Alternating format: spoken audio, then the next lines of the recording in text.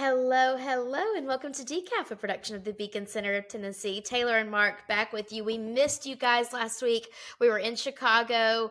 Mark's got his Cubs hat on. We went to a Cubs game. We actually had the best time. I think that I've been to a lot of State Policy Network annual meetings, and if anyone from SPN is listening right now, I always love the meetings. But we started this thing that we're doing as a staff now where it started last year in Atlanta. We did it this year in Chicago, where the first night we find a MLB game and we go to the MLB game. And so last year we went to a Braves game. Braves played the Nats. It was so fun.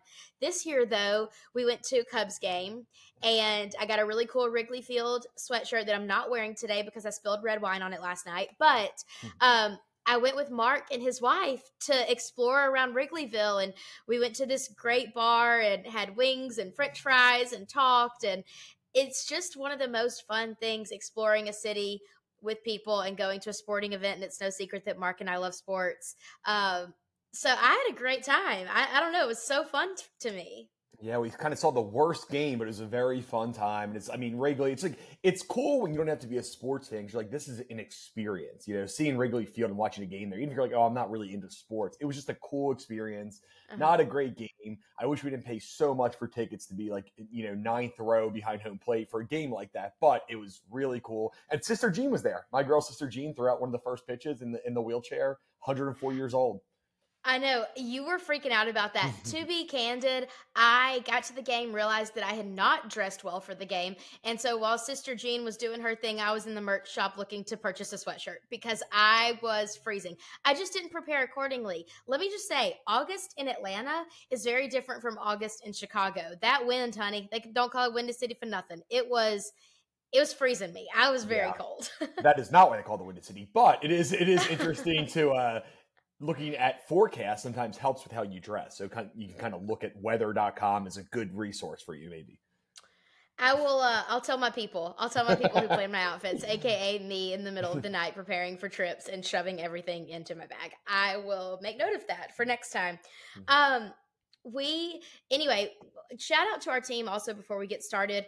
At annual meeting, they give out these awards for huge policy wins this year, and we're proud to have taken home the biggest win for freedom award for our work on getting right to work in the state constitution. We've talked about it a million times. Blood, sweat, tears, stress, anxiety, angst, all of the things went into this 3-year process to get right to work in the Constitution. Our team, rock stars, our coalition partners, rock stars, the legislators who co-sponsored this bill and then took it to their districts and were the chairman for their districts when it came on the ballot, rock stars, the 70% of Tennesseans who voted to protect worker freedom forever in Tennessee, rock stars. This award belongs to all of us, and we are just proud to be part of it. So thank you for those of you who listened to me and Mark talk about this for weeks on end as it was happening, and then who went out and voted for it. You made Tennessee a right-to-work state forever, and the award that is sitting in our office belongs to all of us. So shout out to our team and everyone else, and a huge thank you from us. Now, on to the real biz of today. In the news, you might have seen a few things. You might have seen that a few months ago, I guess now, Beacon came out with the zoning atlas and a comprehensive look at zoning in Tennessee and how zoning has really negatively impacted housing prices in Tennessee. And then you might have seen this week how Knoxville is doing something about it. So one of the things that we talk about specifically, I guess, for me and Mark's age group in particular, is this middle housing issue. The fact that there are apartments and small homes available, there are bigger homes that are way out of the price range, but this middle housing of townhomes and things for folks like us that don't need a big home but have outgrown a tiny home, they're just not available. And zoning has a lot to do with that. And Knoxville is doing something about this middle housing issue. They're looking at plans to expand middle housing because think about it. You live in a college town. A lot of people stay after college. And so you've got these young professionals, young families, people who are looking to make a home for themselves. And there's not a lot of options. That's an issue all across Tennessee. And I would dare say in most large cities in the United States, this is a huge issue. And Knoxville is doing something about it. And we're just happy to see some of our recommendations taking hold in the state. You know, we feel very strongly that the government needs to get more out of housing and affordable housing, but laying a groundwork or putting in a blueprint for making housing like this possible, I think it's a step in the right direction. Yeah, and it's not even a blueprint. It's just kind of getting out of the way and letting people do Yeah. what they choose to do. And like kind of these live, work, play communities have really taken off, especially, you know, in middle class areas where you can say, oh, you know, I might not have as big of a house, but I have a grocery store here and a dry cleaner, and I can live there. So I mean, anything that will make housing cheaper and, you know, keep up with the housing demand. And, you know, Knoxville is one of those areas that it's a big growing area where people want to live. Yeah. So this idea that you can make it Yes. affordable for people to live there, you know, renters or people want to buy these homes, and they said that their aim is 25,000 houses. But it really would benefit So a lot huge. of things. They said it's going to benefit, you know, property values. It's going to help local businesses. It's really a win-win. And this is not, you know, we have different opinions on zoning, but this is not going into some, you know, mansion area. It's like, this is just kind of in the middle of the city. There's these areas, and you can, you know, if you can fit more homes and kind of make this a diverse housing stock that allows people to do these, you know, cool things that we have talked about, because housing is the biggest issue for all Tennesseans. And that includes, you know, what it costs to rent an apartment, what it costs to buy a house. And this is kind of helping to solve that problem. And all they're really asking is, hey, government, just kind of get out of the way. Let us do this, and, you know, it'll be good. We don't need your help. We're not asking for money. I mean, they might ask for money at some point, which we don't like, but it's like, just get out of the way and let us build these houses that people want. And they're affordable options in these cities that are becoming increasingly unaffordable. I know. I fully agree with you. And, you know, a lot of people love the city living, but don't necessarily love apartment life. But these townhomes and the mixed use space around things, like I think about the Nations in particular in Charlotte Park. There's so many Mhm. townhomes over there in close proximity to restaurants, coffee shops, places you can get your car fixed, places to go grocery shopping. There are so many options in that area. And I don't know why it's not a more widespread model. We talk about a lot in Nashville. Only 11% of Nashville, Davidson County in Middle Tennessee is zoned for apartment living. That's not great. So all we're asking is for the government to consider new options. And like Mark said, we're not trying to go into Bell Mead or like the Governor's Club and build apartments.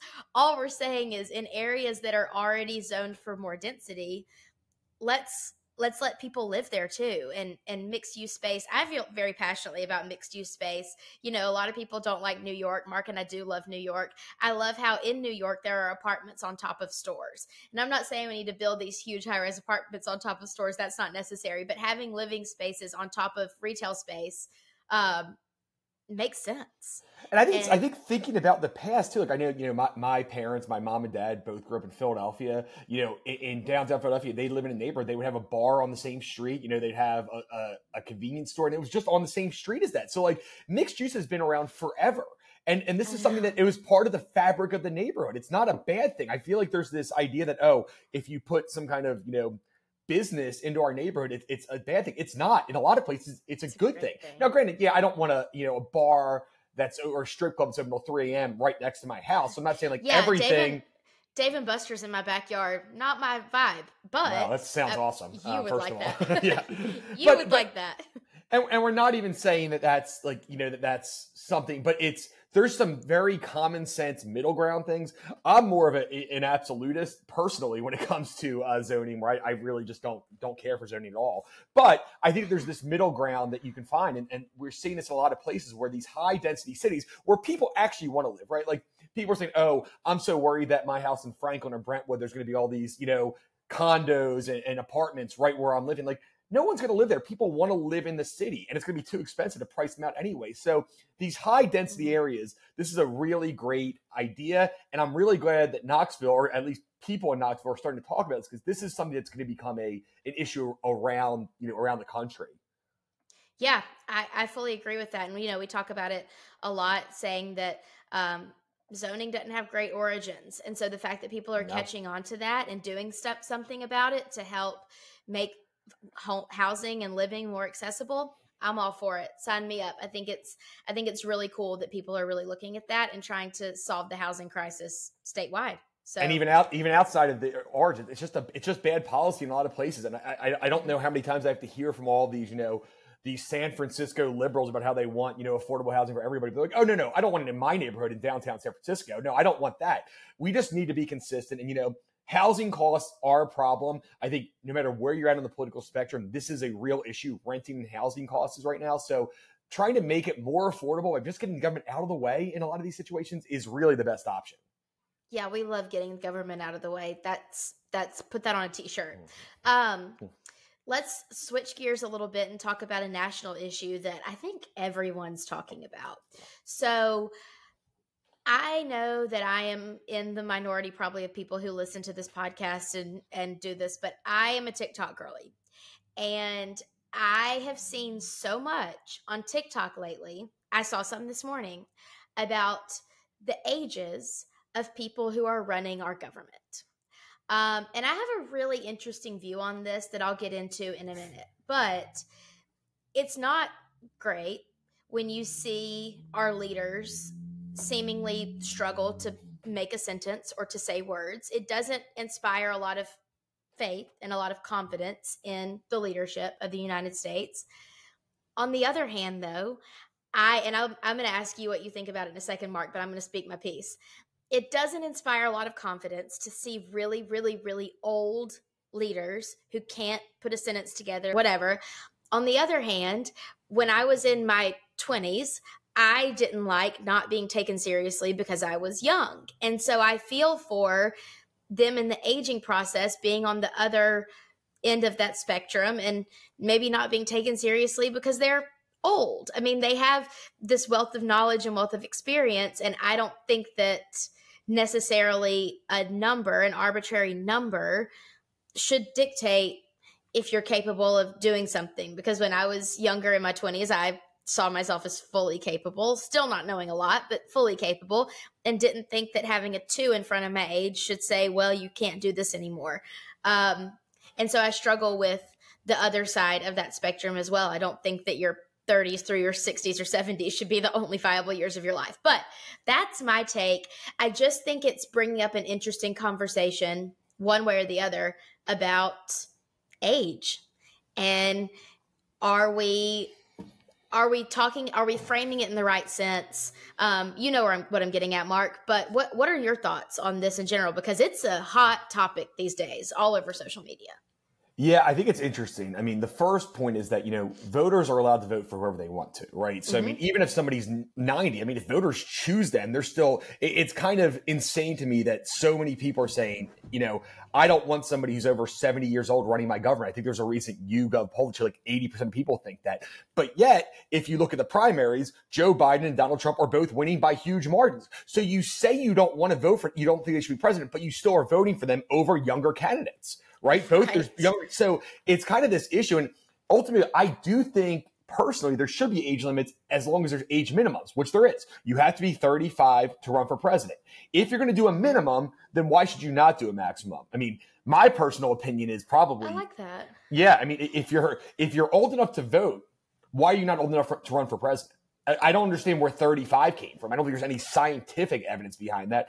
And like you said, that's so arbitrary. Yeah. And like you said, there is a difference. And I'm not, I think, I certainly don't agree with some of Trump's tactics, but like listening to Trump talk, who is, I think, 77 compared to listening to Biden talk, who's 80, it seems like they're worlds away. Trump is coherent. You can disagree with what he says and he might make stuff up, but like the way he talks, he sounds normal. Biden can't get through a sentence. Mitch McConnell can't stay awake. Dianne Feinstein, it feels like it's like Weekend at Bernie's where they're like propping her up. I don't know if she's still alive. It's hard to believe. I have an issue with this, but I also feel like, whatever you say, the people keep voting for them. They had the option. Everyone says they don't like it, but it's the same thing. Everyone's like, oh, I hate the U.S. House of Representatives. I hate Congress, but you keep voting for your congressperson. So it's just kind of this issue that people have. I personally think if there's going to be a minimum, there should be a maximum.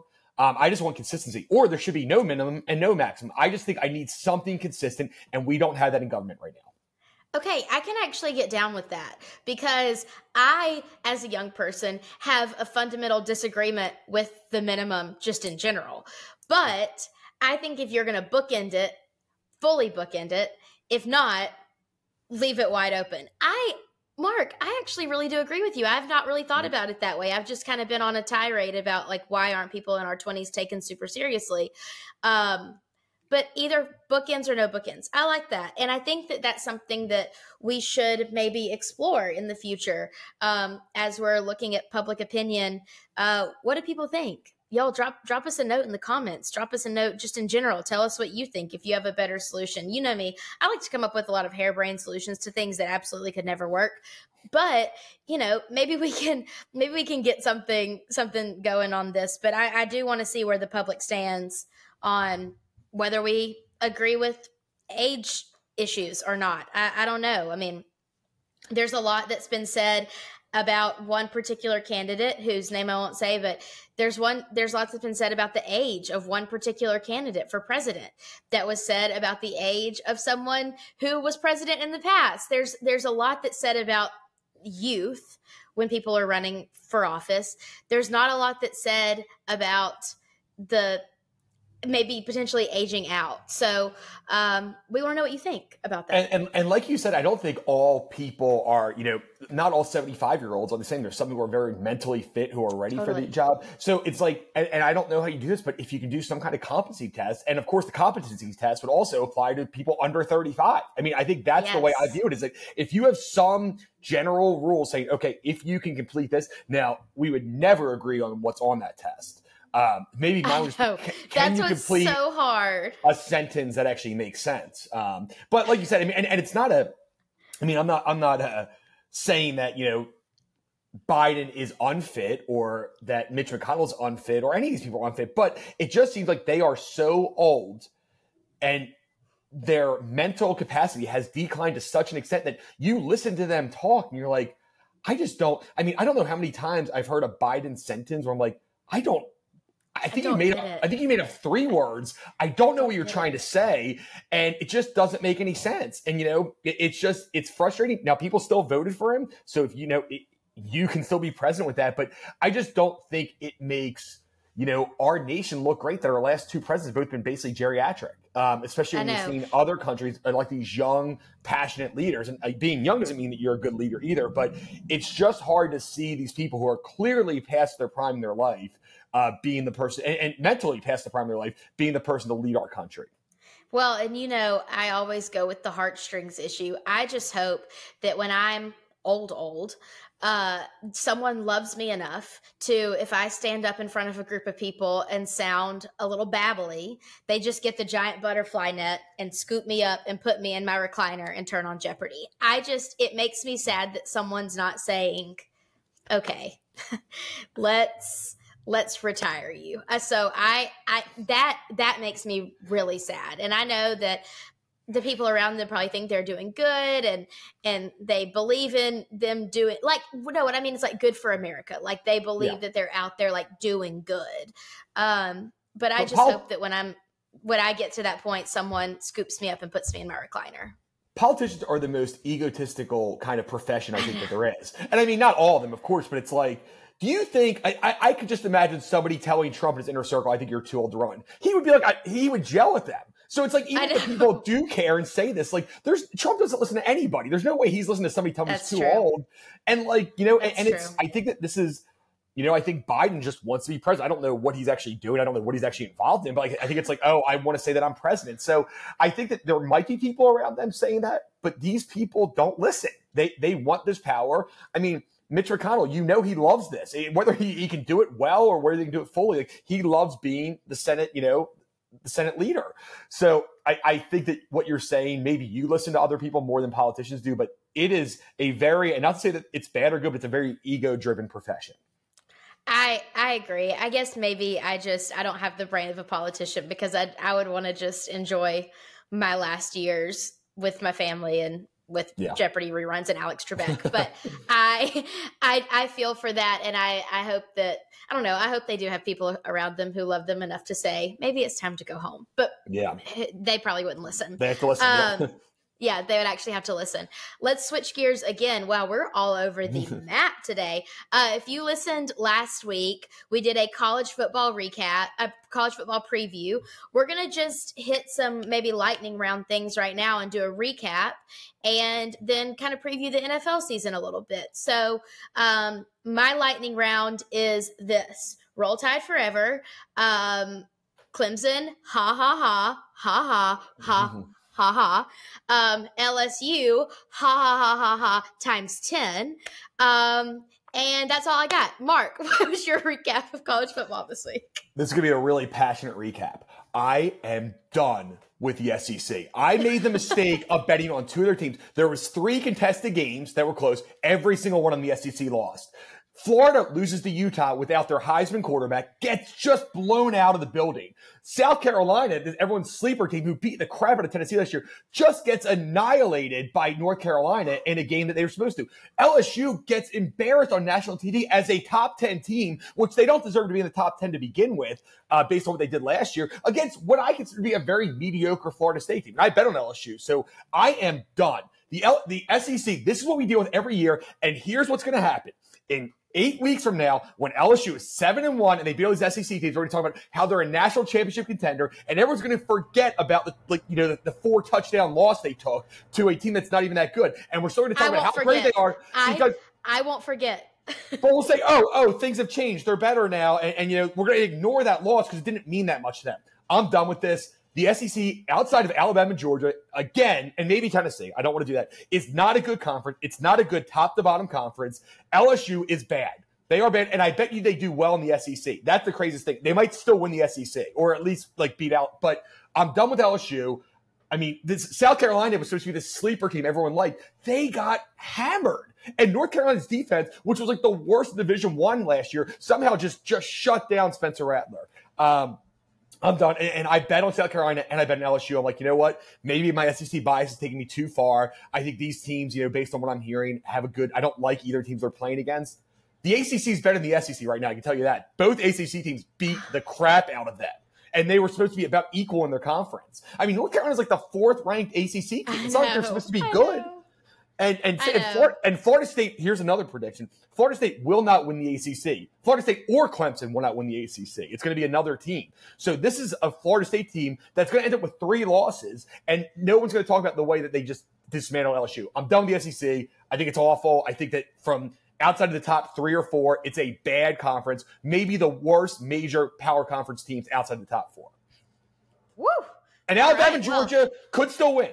Or even Tennessee. They could win the national championship. I'm not saying that. The SEC obviously wins a lot of national championships. But every time they're forced to compete with equal, around equal competitors from other conferences, they lose. And yet the media will still, do whatever they can to act like they're the best conference there are. Guess what? Penn State, Ohio State, Michigan, those 3 teams could compete with the top of the SEC. And every other Big Ten team would beat the crap out of those SEC teams. I'm annoyed, I'm frustrated, and I'm even more mad at myself that I fell into this. I think that these teams can win because I know they're not good. They do it every year. Every time they play, it's good. And this time, you know what? I like South Carolina. Okay, I think Rattler's okay. I think Florida State's trash. Let me bet on LSU, and I like Brian Kelly.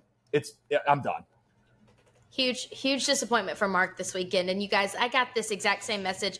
I got this exact same rant in a message thread over the weekend. And I just had to, for my mental health, I had to block it out because I forget that South Carolina belongs to us. I hate LSU. I'm happy. Alabama got a good win. We're going to beat Texas this week. I hope. Fingers crossed. I'm really nervous. I got bubble guts about it. But I think we're going to give them a good show, and especially getting to play at home. But I do tend to agree with you that the SEC is not what it once was. You don't think it was ever like this, but I do. Not top to bottom. The thing is, they still have these great teams. And I want to also do another shout out in a bad way. Georgia looked horrible. They played UT Martin, who is not even a Division I football team, and it was 14-0 at halftime. This is a team that should not even – I mean, this is Jordan's alma mater. They shouldn't even be in the same building. But the one takeaway, and Alabama, I'll give them credit. They look pretty good. I know they played MTSU, but good. Michigan, Ohio State, and Georgia are going to have serious quarterback issues. All 3 of those quarterbacks did not perform to the level they were hoping for. Michigan maybe less so because they had their guy back from last year, but Ohio State's quarterback looked horrible. Georgia, they're going to miss Stetson Bennett. It's crazy, but this is not the same team. And, Alabama didn't play anybody. They played MTSU. So, we'll see if Miller can actually do something against a real defense. Still looked good, though. I mean, still seemed like we were running well. And MTSU is clearly way better than UT Martin, which apparently Georgia had issues with. If I'm right now, I am really worried. I think that people are really underestimating how worried you should be as a Georgia fan. I would be really nervous because that is a bad team. Now, granted, they decide to play, 5 cupcake games. They don't play any real teams until the SEC They don't play schedule. any real teams. I went on a rant about that this weekend with Blake and his dad. I was screaming the Georgia schedule, the Clemson schedule. Embarrassed. The LSU schedule. I was screaming them because I was so mad. Well, I think that Georgia has the actual worst non-conference schedule in Division I. They play a bunch of awful teams. It's a cupcake schedule. Yeah. It's such a joke. And my hope is that we meet them in the SEC championship and absolutely dismantle them. Send them home crying to their mamas. That's my dream. That's my dream. I think Tennessee could win. I think Tennessee could win that side. I really do. No, I think that this is their opportunity. They have a better quarterback than Georgia. We'll see. It's one game. I don't want to overreact because teams gel. I think that Kirby Smart is a very good coach. But they had a harder time with UT Martin than they did with TCU in the national championship game last year. They are 14. It'll be interesting. Alabama did look good though, and I actually think I think Alabama's going to beat Texas. I'm not on the Texas train, so we'll see what happens. Fingers crossed. Quick preview of the NFL season. I know nothing. So, Mark. Well, it starts tonight. I think the tight ends should be really interesting. They got one of the best receivers in football with DeAndre Hopkins. I actually think they're kind of a sleeper team. They have Henry back. They got a great receiver. Tannehill, I think, is going to have a bounce back year. It will be interesting. My Super Bowl prediction is I am going Bengals over Eagles. That is my Super Bowl prediction this year. Okay. I think Joey B gets it done. But Jalen Hurts, I think, goes back to the Super Bowl. So that's my short prediction. It'll be a fun season. We're excited for it. Yeah, very excited. This is my first dedicated season as a Titans fan because Blake and I started dating last November. So I'm starting the year as a Titans fan. Between me and his mother, he's got some fresh new gear that he got for his birthday last week. So I will be borrowing the sweatshirt that I gave him, and it will be my sweatshirt. And if you're listening, I'm so sorry. But I have a fun bet too. Okay. Real fun bet. If you're a betting person, there's an 11-1 sleeper out there that the Houston Texans win the division, win the AFC South. So they beat out the Colts, they beat out the Titans, and they win that. Everyone's on the Jaguars, but the Texans are going to be a real sleeper team. If you're betting, the Texans are a very fun pick. And 11-1 to just beat out 3 other teams is pretty high odds for a team that has some good players. They got C.J. Stroud starting from Ohio State, and Damian Pierce is a personal favorite of mine. So bet Texans to win the division. It's good value at 11. Okay. Maybe I'll do one bet this year. Maybe I'll dip my toe back into betting. Blake's not going to like it. You're betting against the Titans. He doesn't need to know. Well, there are certain things. I think he definitely listens to this podcast. Blake, if you're listening, pretend that you're not. I don't want to talk about it. But maybe I'll dip my toe back into betting a little bit this year. I do tend to have fun when I do it. So it's fun. We'll see what happens. Sorry, Mom. She also listens to this. Another controversial thing before we go. Lots of controversy today. DiGiorno came out with this crazy pizza. Half pineapple, half pickle. Mark and I both have very, very intense thoughts. But let's talk about the pizza, and then let's also talk about our pizza order and whether or not it is controversial. My take on the DiGiorno pizza. Pineapple has no business on pizza. That's gross. I hate all fruit. So, get the pineapple out of here. Pickles, though, I'm a pickle pizza girl. I've had pickle pizza before. Is so good. And so, yeah, I'm on team pickle pizza. Mark, what are your thoughts? I just think it's a hipster thing. We have good toppings. No, we figured out we have good pizza toppings. Look, we have pepperoni, you have cheese, you have bacon. Outside of that, sausage. If you're into sausage, you can do that. I'm fine with garlic, but let's stop just putting everything on pizza. We've already kind of perfected the formula. You don't need to say, and I like it fine, but buffalo chicken pizza. Just get wings. You don't need to get buffalo chicken pizza. And it's fine. I don't hate it. There's so many things that people are just trying to do these hipster things and put weird stuff on pizza. We've gotten the formula down. I am just a pepperoni and cheese, or garlic, and bacon. But like either way, and I don't need the garlic, but those are just normal toppings. And you know, you can just, it's just crazy that people are doing this. We believe in capitalism, if they sell this pizza, I don't think they're going to sell it though. It might be like a short term, oh, we'll buy them. But you don't even like pineapple. So you need somebody who likes both pineapple and pickles, which are two super controversial takes. And like, you need them to like both. So I don't, it might sell for like the first week. It's like the McRib. People are excited it's back. Yeah, it's then like they try to like, oh wait, this is bad. I don't want this. Yeah. Yeah, I think I would get it just to try the pickle one, but I don't think that Blake would eat the pineapple one. He might. I don't know. I don't know if he likes pineapple. That's the question I'm going to ask him. I don't know if he likes it, so that probably won't fly with us. I am a pizza, like I want my pizza to be so loaded up with toppings that I literally cannot taste the crust. I want all the vegetables, onions, black olives, mushrooms, peppers. I want all the meats, Canadian bacon, pepperoni, sausage, actual bacon. I want it to be so loaded up. There is a pizza at Mellow Mushroom, and I think it's like their house pizza, and it's got everything on it, and the slice literally falls over. You have to eat it with a fork. That's how I like my pizza. I like absolutely everything on it. I will eat it anyway. Like pepperoni and mushroom is my favorite. Just pepperoni, just cheese. I'll eat pizza anyway, but if I am ordering a pizza to my liking, I want every single topping you have. Anchovies, throw them on there. I want every single topping except for pineapple or jalapenos because of the heartburn. But every other topping, I want it on there. And I know that that's kind of a hot take, but I love a loaded up pizza. I've done my research on this, and there is a level of diminishing returns after 3 toppings. It's you don't really taste it. It's just kind of a mishmash in your mouth. It's like it's fine, but you can't really taste the topping. You're tasting everything. It's just weird. 3 toppings is the absolute maximum. I tried to do this at what is it, Slim and Huskies, where they make your own pizza. And it's like I tried like 5 things. Like it loses its value. You're not tasting the things that you want most. And here's the problem. You just named like 15 things. There's an order of how you like those from 1 to 15. That's true. And you want to taste the ones that you like the most, you know, otherwise. That's true.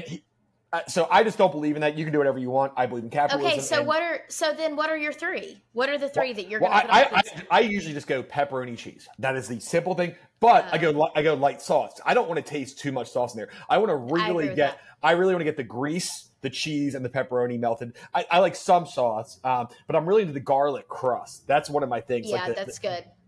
So I just keep it simple. I want like 12 toppings, but if we're going by your rules, I'm either doing pepperoni, mushroom, black olives, or pepperoni, mushroom, banana peppers. I just don't think those go together. Those are weird. Like they don't really complement each other. Yes, they do. I don't think so. I grew up in a pepperoni and mushroom house. Like that was what we got on pizza. I can stop. Those are already kind of weird, but you have to stop there. But throwing black olives in just really changes the entire taste. No, it makes it so salty. I love black olives. I just think I eat black olives with a fork out of a can. I I love black olives. I just think that's so weird. A trash palate, and it's like just whatever. It's just a weird. Always thought that. Yeah, but like in a weird way. Those do not go together. I feel like you might be like blind in your taste buds.